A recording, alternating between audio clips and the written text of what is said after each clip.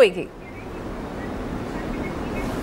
देखिए, हमने जिस तरीके की डिलीवरी करी है वो इस बात को सुनिश्चित करती है कि भारतीय जनता पार्टी, मैं मानता हूं एग्जिट पोल तो हमने मध्य प्रदेश में भी देखा था, छत्तीसगढ़ में भी एग्जिट पोल को देखा, राजस्थान में भी हमने एग्जिट पोल को देखा, और इन तीनों एग्जिट पोल के अंदर कहीं भी भारतीय जनता पार्टी जीतते हुए नहीं दिखाई जा रही थी। और उसके बावजूद भारतीय जनता पार्टी ने पूर्ण बहुमत के साथ वहां सरकार बनाई, क्योंकि वहां पर भी हमें अपनी डिलीवरी पर यकीन था। राजस्थान में जो कांग्रेस की सरकार चल रही थी, उस सरकार के प्रति जिस तरीके का रोष था वो किसी मीडिया में दिख नहीं रहा था, लेकिन जब वो परिणामों में परिवर्तित हुआ तो उसके बाद वो रोष भी आपके सामने नजर आ गया। लेकिन जहां हमारी सरकारें चल रही थी, ऐसे कांग्रेस में आपने देखा छत्तीसगढ़ के अंदर हर मीडिया ने बोला, सभी एग्जिट पोल ने दिखाया कि भारी बहुमत के साथ कांग्रेस की सरकार बन रही है। इनफैक्ट आपके एग्जिट पोल देख करके हमने भी कई बार को सरेंडर कर दिया था, हमें भी ऐसा लगने लग पड़ा था शायद ये इसमें सच्चाई होगी। हमसे भी जब पूछते थे तो हम भी कहीं पर विरोध नहीं कर पाते थे, एक्सेप्ट करते थे उस बात को। लेकिन जब उसका रिजल्ट आया तो रिजल्ट बिल्कुल उसके विपरीत आया जिस तरीके के एग्जिट पोल थे।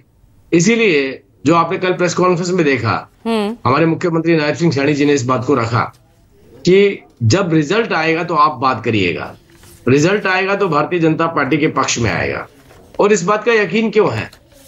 उसके पीछे की मुख्य वजह है, अभी चुनाव तो खत्म हो गया, फिर आप कहेंगे प्रचार कर रहे हैं, लेकिन नो डाउट जो सुरक्षा की गारंटी भारतीय जनता पार्टी ने हरियाणा में दी है, जिस तरीके की व्यवस्थाएं हरियाणा के अंदर भारतीय जनता पार्टी की सरकार ने बनाई, वो कहीं ना कहीं कमजोर व्यक्ति को,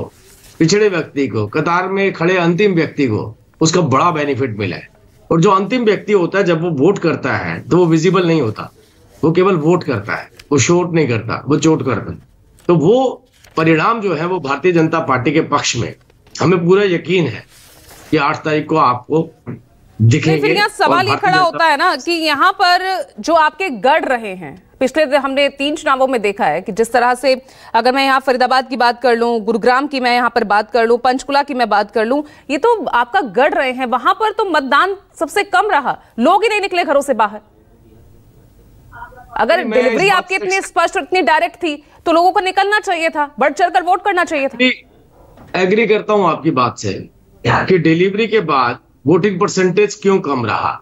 और वो भी शहरी क्षेत्रों के अंदर क्यों कम रहा। अब उसके मल्टीपल रीजंस हो सकते हैं, उसके ऊपर भी वर्किंग करने की जरूरत है। क्या लोग घूमने चले गए, लंबी छुट्टी थी,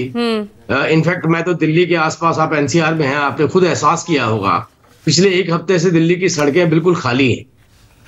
बहुत खाली है। जैसे संडे के दिन का माहौल होता है, ऐसा लगभग 1 हफ्ते तक माहौल बना रहा है यहाँ पर। इसका मतलब लोग, मैक्सिमम लोग बाहर थे,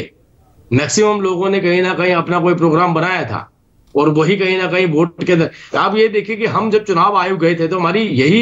एक सबसे बड़ा कंसर्न था कि एक लंबी छुट्टी बीच में आ रही है, उसको आगे पीछे करने की कोशिश की गई, लेकिन बावजूद आप देखिए सैटरडे संडे बीच में आया, उससे 1 दिन 2 दिन पहले की फिर एक छुट्टी 2 अक्टूबर की बीच में आई। तो बहुत सारे रीजन है, लेकिन मैं अभी इसमें नहीं जा रहा कि क्या यही वजह रही है, लेकिन ये एक बड़ी वजह रही है जहां तक हमें अंदाजा लग रहा है। तो वो एक नुकसान उठाना पड़ा, तो आपको नुकसान उठाना पड़ेगा, और उसका फायदा ग्रामीण में तो बढ़ चढ़कर वोटिंग हुई है, फिर तो कांग्रेस को सारा फायदा पहुंच जाएगा। फिर तो एग्जिट पोल के जो आंकड़े कहीं ना कहीं सही संकेत कर रहे हैं। फिर तो फायदा नुकसान तो खैर मैं रिजल्ट के दिन ही बता पाएंगे कि वो जो एक्सेस में पोलिंग हुई है, क्या वो कांग्रेस के खिलाफ हुई है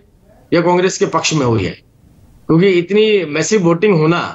ये अपने आप में दर्शा देता है कि ऐसा नहीं है जैसी आपने चर्चाएं शुरू करी थी, एक पक्ष को आप बार बार पता नहीं क्यों कंसोलिडेट करके कांग्रेस के साथ जोड़ रहे हैं, लेकिन अगर आप जोड़ भी रहे हैं तो इतनी बड़ा जो परसेंटेज ऑफ वोट है, अगर आपकी बात को भी मैं आगे बढ़ा दूं तो इतना बड़ा वोट परसेंटेज जो है वो उतना नहीं हो सकता जिस बारे में आप वोट कर रहे हैं। तो इसका मतलब सभी ने वोट किया है, और अगर अंतिम व्यक्ति ने पायदान में खड़े वोट किया है तभी जाकर के 80% के करीब जाकर टच करिए। तो 80% के अंदर ये मान करके चलिए, अगर बहुत ज्यादा आप फेवर करते हैं कि कांग्रेस के फेवर में जाने वाला है, तो भी कम से कम 50 to 55% भारतीय जनता पार्टी को वोटिंग हुई होगी। बताइए विजय कौशिक साहब,